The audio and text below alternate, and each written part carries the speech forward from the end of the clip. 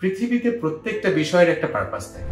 আসুন এই পারপাসটিকে একটি টাকার মাধ্যমে আমরা ব্যাখ্যা করি। আপনি একটি টাকা দেখতে পাচ্ছেন, এই টাকার পারপাসটা কি? আসলে এই টাকার পারপাস হলো কোনো পেমেন্টকে ফ্যাসিলিটেট করা। তাহলে আজকে তো টাকা আসেনি, আগে কি ছিল? আগে ছিল বার্টার সিস্টেম। দ্রব্যের বিনিময়ে দ্রব্য এক্সচেঞ্জ হতো বা বিনিময় হতো। তারপরে কি আসলো? স্বর্ণ মুদ্রা, রৌপ্য মুদ্রা, এরপরে তাম্র মুদ্রা। এবং এগুলো আসলে যথেষ্ট অ্যাভেলেবেল ছিল না এবং এগুলো পেমেন্টের ক্ষেত্রে খুব সুবিধা বা কনভিনিয়েন্ট ছিল না।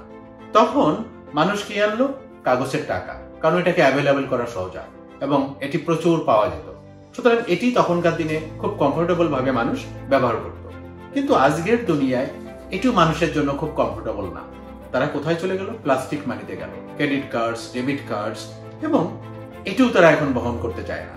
তারা একটা মোবাইল ফোনের মাধ্যমে সব কিছুর সমাধান করতে চায়। তার জন্য চলে এলো বিকাশ এবং এর সঙ্গে আরো অনেক ধরনের প্রতিষ্ঠান এই একই রকম প্রোডাক্ট বাজারে নিয়ে এলো, যার মাধ্যমে আমাদের পেমেন্টটা সব থেকে স্মুথ, এফোর্টলেস। তাহলে বুঝুন, আমরা যে অর্গানাইজেশনের পারপাজের কথা বলি বা তার যে একটা উদ্দেশ্য থাকে, উদ্দেশ্য ছাড়া একটা অর্গানাইজেশন চলতে পারে না, এটা আমরা বলতে পারি। এই যে বিকাশ আমাকে কি করছে? আমার জীবনকে অনেক কমফোর্টেবল করছে। আমি 24/7 অর্থাৎ একটা দিনে 24 ঘন্টা, সপ্তাহে 7 দিন আমি পেমেন্ট করতে পারছি।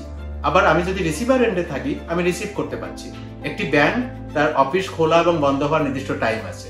তারপরে কিন্তু আমি কান্নাকাটি করলেও ব্যাংকের কাছে টাকা পাবো না বা ব্যাংকের মাধ্যমে টাকা আমি দিতেও পারবো না।